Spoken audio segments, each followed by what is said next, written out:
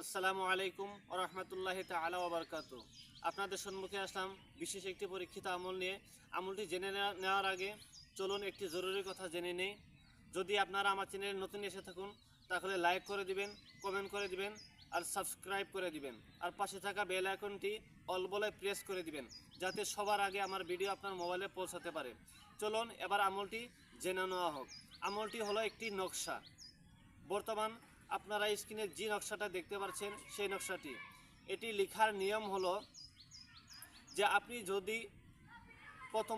যদি কাউকে ভালোবাসেন, সে রাজি হতে চায় না, সে বিষয়ে এই নকশাটা লেখা হয়। এখন তার নিয়মটা জেনে নিন।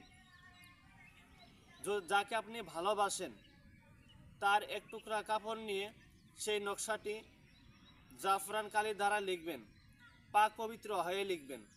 লিখার পর বিসমিল্লাহ বলে সেটি মুড়িয়ে দিবেন, মুড়িয়ে আগুনে জ্বালিয়ে দিবেন।